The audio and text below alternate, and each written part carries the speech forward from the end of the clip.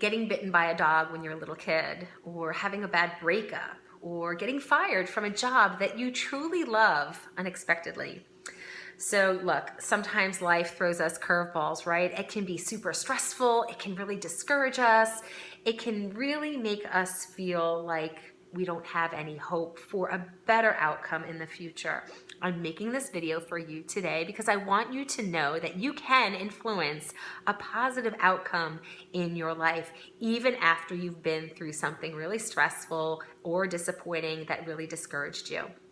So, recently, I was at a dealership getting ready to buy a new car. I had met with who I thought was the ideal sales guy. We had the same sense of humor. We had friends in common back in New York. And on day 3, when I was getting ready to make my final decision, well, he became invested only in himself. He became manipulative and very belligerent, and he blew up at me. And I decided in that moment that the universe was telling me this was not my car. And I let him know that the deal was off, and I left that dealership. Now, I was stressed and I was sad because I had put in 3 days of time and effort and work.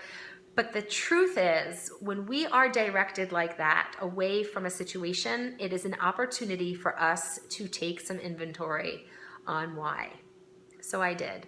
But I still was carrying the stress and the disappointment and the discouragement with me, thinking every time I would go to another dealership, I would connect with someone who was trying to pull the wool over my eyes, or who was only invested in their bottom dollar and not my vision, not being invested in my vision. And that was stressing me out so much that I was waking up with anxiety, going to bed with anxiety.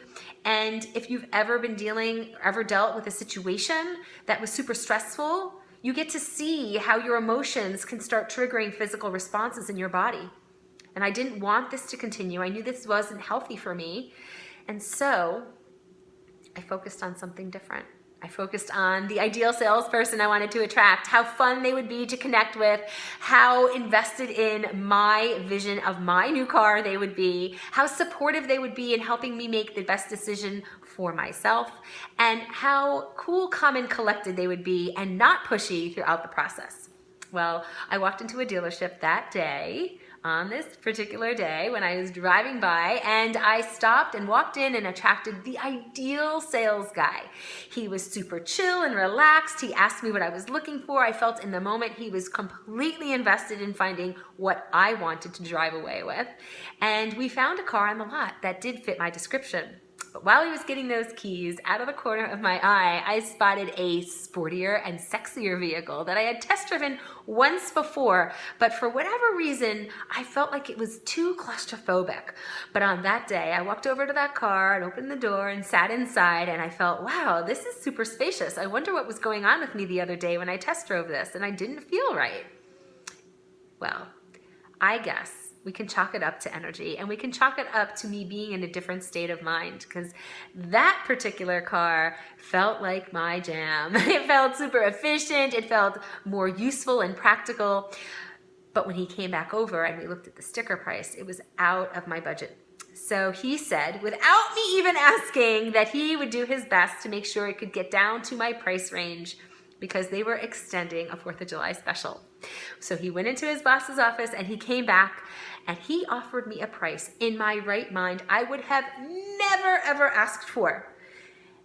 And I was shocked. I was shocked and elated and surprised. And then we took it for a test drive, and I knew in that moment, this was my vehicle. And that day, I made the purchase, and I even had some extras thrown in that I didn't have to ask for. So what did I learn, and what do I want you to know? I want you to know that you should always ask for what you want, and you should never hesitate, because, well, you just might get what you're asking for. You just might get what's in your mind or in your heart or in your vision. And what I also want you to know is that you can absolutely 100% influence a positive outcome in your life, even when you've dealt with a stressful or discouraging situation. And so here's how you do it. You flip it. You stop focusing on the struggle. You stop focusing on all the things that you don't want. And instead, you start painting a picture of the positive outcome that you do want. And then you attach an elevated emotion to the experience and you play it over and over and over in your mind's eye again. And this is your way of up-regulating your mindset and controlling and having a say in that positive outcome.